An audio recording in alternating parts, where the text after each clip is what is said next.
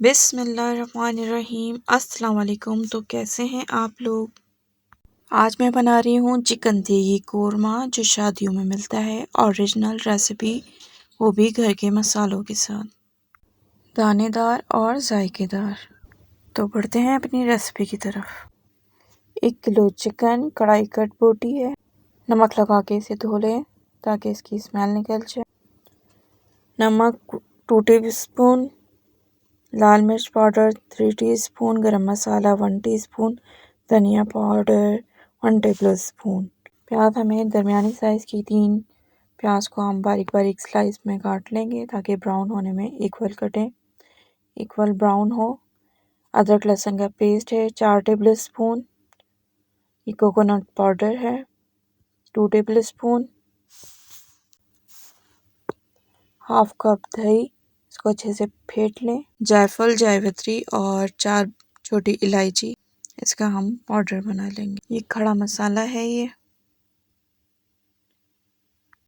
6-7 لونگے، 1 دال چینی کا ٹکڑا، 1 انچ کا، 15 سے 14 کالے مرچ، 4 چھوٹی الائچی اور تیز پتہ ہے، اور 1.5 انچ کا ٹکڑا یہ دال چینی کا۔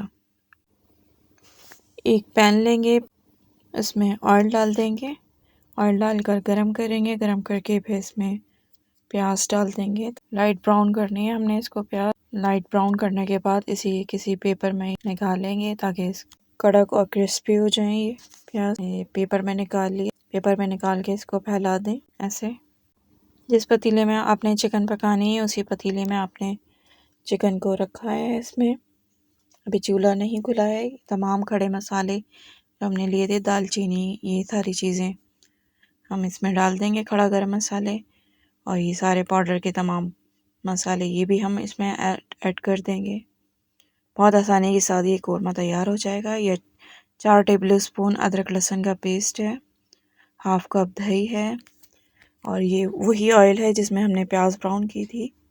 ہاف کپ آئل جائے گا اس میں، اور اس کو ہم مکس کر کے رکھ دیں گے 5 سے 10 منٹ کے لیے، اور اس کے بعد پھر چولہا آن کر کے ہم اس کو پکنے کے لیے چھوڑ دیں گے تقریباً 15 منٹ کے لیے۔ یہ چکن گل جائے گی ہماری 15 منٹ کے اندر۔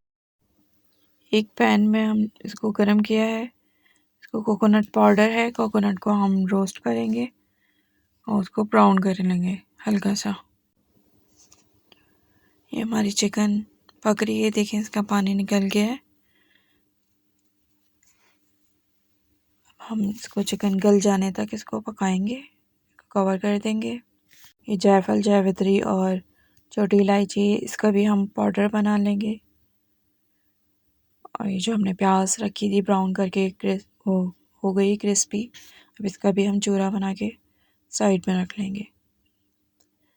اب یہ دیکھیں اب چکن گل گئی ہے، اب اس میں تمام چیزیں ڈال دیں گے۔